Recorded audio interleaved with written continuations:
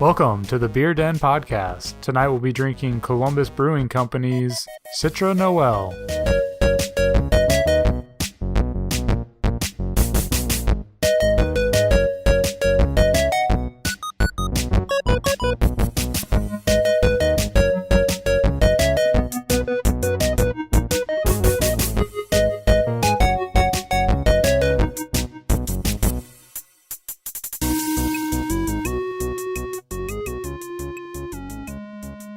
Hey everybody, welcome back to another episode of the Beer Den Podcast. My name is Ethan Hoopy.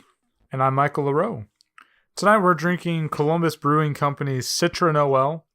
You're probably asking yourself, why are they drinking a Christmas beer all the way at the end of February? Yeah, well, I mean, seems like a logical question to ask. Well, when you live in Ohio, the seasons don't matter, and there's snow on the ground, it's cold. We're going to drink a Christmas beer. Yeah, sure. So why not?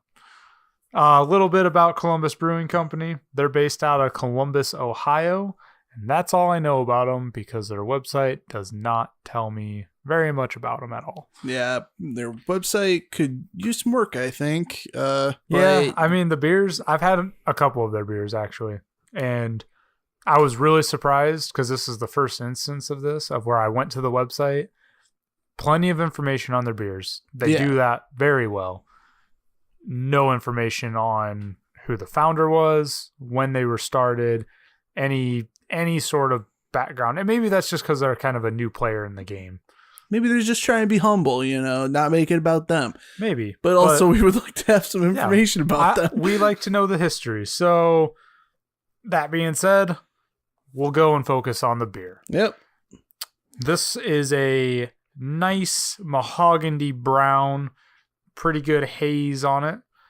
Aroma wise, definitely smells some hops. It has a malty scent as well to it. It has kind of there's some sweetness in it, but very kind of a lot of spices in the aroma. It definitely has a spicy scent to it as well.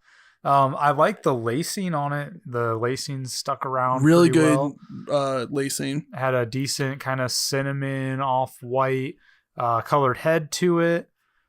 Mouthfeel, it was a little tingly. It wasn't like super smooth. It had just a little bit of like a buzz. Had a little something to it. It was a bit drying. Yep. I would say I would probably categorize it a high medium. I definitely wouldn't consider it a high dry, a highly drying beer. But I think it's a bit more than just your standard medium kind of drying feeling. I felt it was pretty mouth coating. It kind of got in every little corner of the mouth. Yeah, I would agree with that. Carbonation was definitely fast rising, and flavors per usual mimicked the aroma, where it was a nice hoppy flavor, spicy.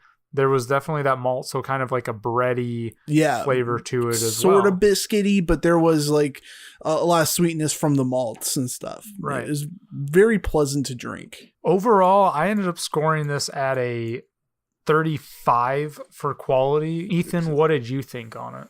I thought that it had really good flavor.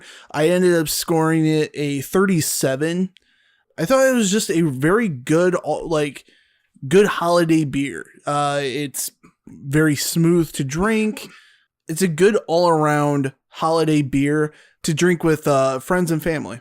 Value-wise, this came in at $9.99 for a 6-pack. I thought that was a pretty good price for the quality of it, so I ended up scoring it an 18 on value. I did very similar. I was at a 19, I believe. Yeah, again, just the quality of the beer and right there in that kind of median that we have set up. I think that is a perfect price for what you're getting. Design-wise, I ended up scoring this at a 23. It was almost perfect in my opinion, except as you pointed out, there was no description on it.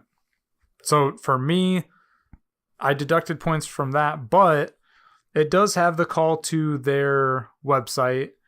It does have the alcohol content, 7.3%. It has a bottled by date, which is always nice. I'd prefer that over the best by date. Yeah. It has the neck label. It's in a squattier bottle, which is nice. It makes it a little bit more unique. And then the overall artwork, it has kind of like a snowy scene. It uses the Citra hop as... It's sort of like a Christmas tree. Yeah, exactly. It makes it look like a little Christmas tree on there, which I think is cute.